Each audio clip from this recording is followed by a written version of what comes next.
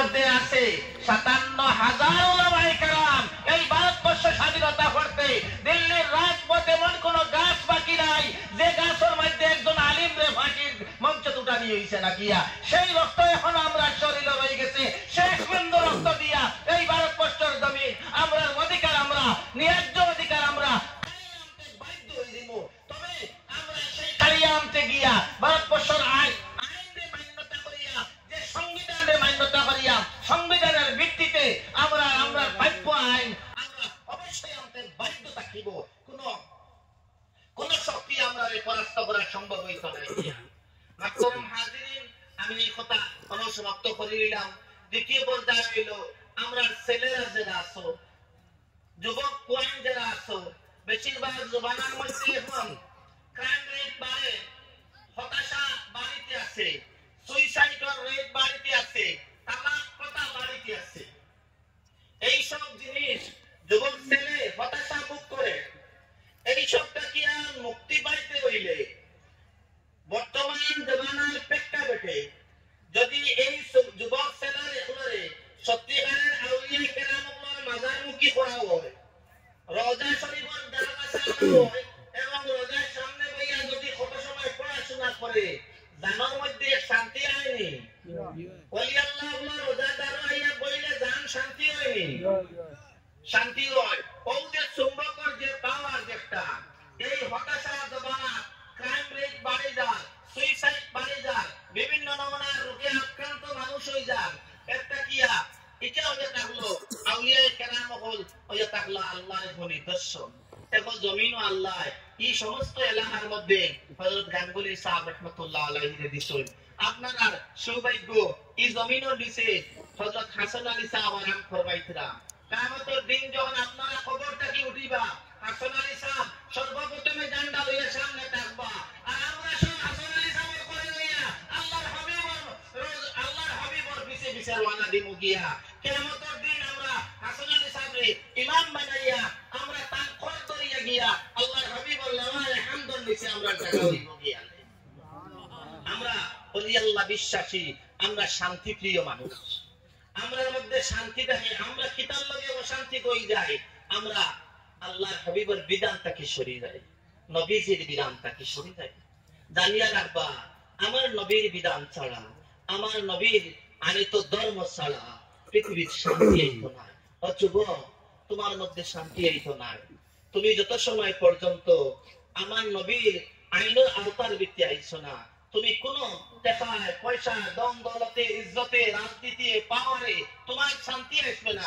অসম্ভব শান্তির দ্বার আসার দিতে পারতে না। শান্তি একমাত্র মুহাম্মদুর রাসূলুল্লাহ সাল্লাল্লাহু আলাইহি ওয়াসাল্লামের আনিত ধর্মের মধ্যে, নবীদের শরীয়ত মুআফিক সালাত, নবীদের তরিকা অনুযায়ী সালাত, আউলিয়া কেরামগুলোর রাস্তা।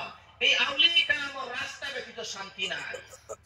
ইসলামের মধ্যে উগ্রপন্থী, উগ্র যে পন্থা যেটা আছে, কিছু কিছু মানুষ উগ্রপন্থার দিকে দাবিত হইতিরা, যেমন আহলুল হাদিস বা সালাফিজম, ওহাবিইজম, নাজদিইজম, এটা ইজম গুলা মানুষের উগ্রতার দিকে নিয়ে যায়। আর সুফিইজম, ইলমে তাসাউফে ওলি আল্লাহ পন্থী মানুষের মধ্যে সমঝোতা ভাব রাখে, মানুষকে শান্তি প্রিয় বানাইবে, মানুষকে ভদ্র বানায়, মানুষকে জেন্টল বানায়, মানুষকে কোয়ালিফাইড বানায়, মানুষকে অমায়িক বানায়, বিনয়ী বানায়, আদর্শবান বানায়, চরিত্রবান বানায়, আখলাকালা বানায়। কারণ কিটা ইন্নাকা লাআলা খুলুকিন আযীম, চরিত্রবান নবীর উম্মত চরিত্রবান হইয়া থাকে, আযীম ব্যবহার করা হইয়াছে। আর আমরা এই নবীর আদর্শ করতাম, লাকাদ কানা লাকুম ফি রাসূলিল্লাহি উসওয়াতুন হাসানা।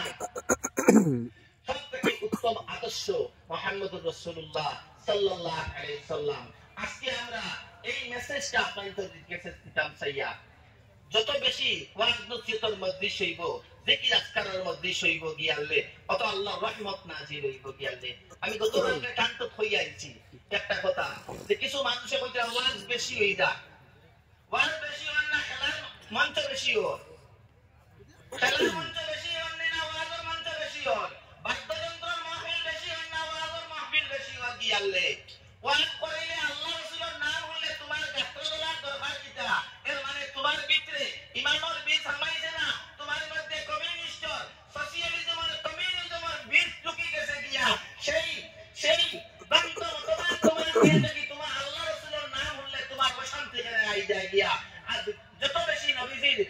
হইব, ওয়াজ মজলিসের ওয়াজের মজলিস হইব, অত আল্লাহর রহমত নামি আইব, আল্লাহর মানুষের ভিতরে আল্লাহর ভয় হামাইব, মানুষ সুশৃঙ্খল হইব, মানুষ আদর্শবান হইব। দুনিয়ার প্রশাসন দিয়া, আসাম সরকারে কইয়া, ভারত সরকারে কইয়া, প্রশাসন দিয়া, আইন দিয়া মানুষে সিধা করা সম্ভব না। পৃথিবীর ইতিহাসে বাড়ছে না গিয়া, একমাত্র মানুষকে আনতে হইলে আল্লাহর ভয় থাকতে লাগবে। মানুষকে যদি সিধা পথে আনতে হইতে তার ভিতরে আল্লাহর ভয় পয়দা করে দিতে লাগবে। এই আল্লাহর ভয় পয়দা করতে একমাত্র রাস্তা উলামায়ে কেরাম, আল্লাহর নবীর দ্বীন হইয়া থাকলো। আমরা মিলাদ মাহফিল, নবীজির মাহফিল, জুলুস মাহফিল, র্যালি মাহফিল, বিভিন্ন নমুনার নবী কেন্দ্রিক বিভিন্ন অনুষ্ঠান করি। আমরা কিছু ভাই কই যে এটা তো দলিল নাই, প্রকৃত দলিল নাই, নজ নাই, আকীদা সাব্যস্ত করার মতন দলিল নাই। আরে ভাই, তুমি আকীদা সাব্যস্ত করার দলিল খুঁজতে আছো কি? আনলে ওযু করতে যে বদনা লাগবে এটা কোরআন মাজিদে আসেনি। ওযু করতে বদনা লাগবে এটা কোরআন মাজিদে আসেনি। না আমরা বদনা দিয়ে ওযু করি না রে।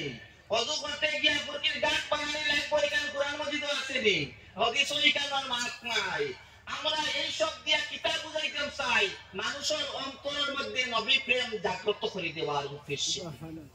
মানুষের অন্তরের মধ্যে হুব্বে রাসূল পয়দা করা, আদবে মুস্তাফা পয়দা করা, ইশকে মুস্তাফা পয়দা করা, হুব্বে মুস্তাফা করা, তাজিমে মুস্তাফা পয়দা করার লগে আমরা নাতে রাসূলের প্রোগ্রাম করি, আমরা জুলুসে মুহাম্মাদি করি, আমরা মিলাদের মাহফিল করি, আমরা শানে মুস্তাফা করি, শানে রিসালাত করি। এই সব কিছু হুব্বে রাসূলের উদ্দেশ্যে করা হয়ে থাকে। কারণ আমরা জানি কথা কই দুইজন মানুষের মধ্যে ডিবেট দেখা দিল। ডিবেট বুঝছনি? বস বুঝইনি, মুনাজারা, বিতর্ক। আমি কইলাম যে আমার নবী দুনিয়ার যা যেমন আল্লাহর সৃষ্টির মধ্যে যা আছে সব আল্লাহর নবী জানাই দিয়েছেন। আল্লাহর নবী জানেন, সমস্ত ইলম নবীর কাছে আছে, এটা আল্লাহ জানাই দিয়েছেন। আপনি কইলা না জানোই না, দুইজনের বিতর্ক বাদ দিয়া ডিবেট লাগি গেল গিয়ালে। 3 দিন আগে থেকে আমি কিতা জান তুকাইমু যে আমার নবী কিতা কিতা জানেন, কখন আমি তুকাইতে থাকবো। আর আপনার তকবীর গুলা আপনি ওগুলা খুঁজতে থাকবা, আমার নবী কিতা জানেন না ওগুলো খুঁজা থাকবা। কে নবীর পক্ষে বলছাই, কে নবীর কথাটা বুঝাইছে? আমি খুঁজাইমু আমার নবী কি জানেন, আউয়াল আখিরে আউয়াল বাকি আখির পর্যন্ত পৃথিবীর যা কিছু আছে সমস্ত কিছু আমার নবী জানেন গিয়ালে। এর কারণে এই যে আসল উদ্দেশ্য কিটা, আসল উদ্দেশ্য এটা হলো আমরা ওদের মানুষের মধ্যে গুরুত্ব ভরাই। মিলাদুল মাহফিলের উদ্দেশ্য কিটা? এই মিলাদ কিনা অনুষ্ঠান নবীজির যুগে আসলনি, খোলাফায়ে রাশিদিন আসলনি, করুণা সালাসাত আসলনি, তাবিঈন আসলনি, আবু হানিফার জীবনী আসলনি। আরে ভাই অত তুকারে গেছো কি আনলে? আমরা মিলাদের উদ্দেশ্য হলো মানুষের ভিতরে আল্লাহর হাবিবের দুরূদ পড়ার প্রবণতা সৃষ্টি করে দেওয়া, অন্তরের মধ্যে রাসূলের মহব্বত পয়দা করার সেই বীজ গোপন করে দেওয়া। কারণ ঈমান হইয়া তাহলে মুহাম্মদুর রাসূলুল্লাহ সাল্লাল্লাহু আলাইহি ওয়াসাল্লাম। আমরা জানি আমরা নবী তাআলা নবী আল্লাহ বিল মুমিনিনা মিন আনফুসিহিম। আমার নবী আমার দাম থেকে আরো ভাষা, আমার নবী আমার দাম থেকে আরো ভাষা। সেই প্রবণতা যদি আমার অন্তরের মধ্যে ঢুকাই দিতে হয়, তবে আমি মিলাদুন নবী করবো, জুলুসে মুহাম্মাদি করবো, এই কি নাম মিলাদ শরীফ করবো, র্যালি করবো, যা আছে এই শানে রিসালাত করবো, সমস্ত কিছু করবো।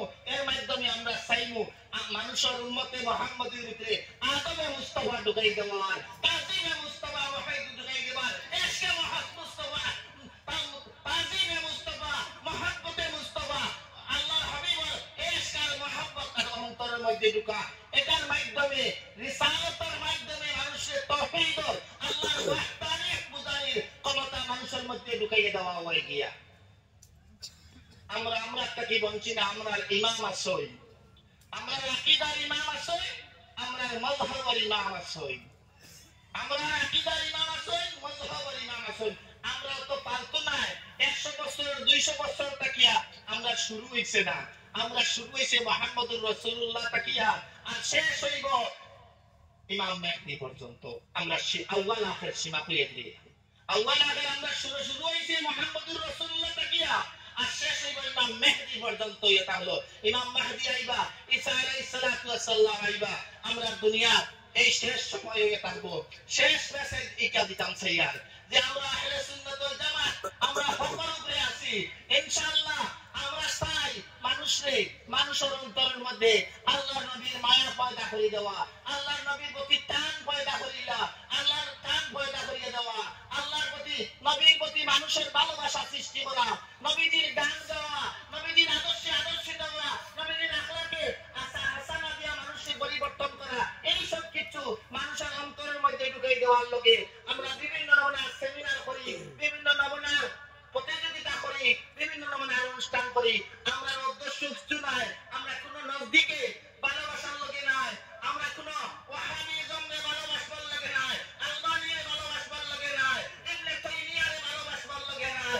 আমরা মুহাম্মদুর রাসূলুল্লাহর গলাত মালা বন্দিছি, সেই মালা লইয়া আমরা কবরে যাইতে চাই। আমরা আহলে সুন্নাত ওয়াল জামাত আমরা তাকবীর তাকবীর يا رسول الله يا رسول الله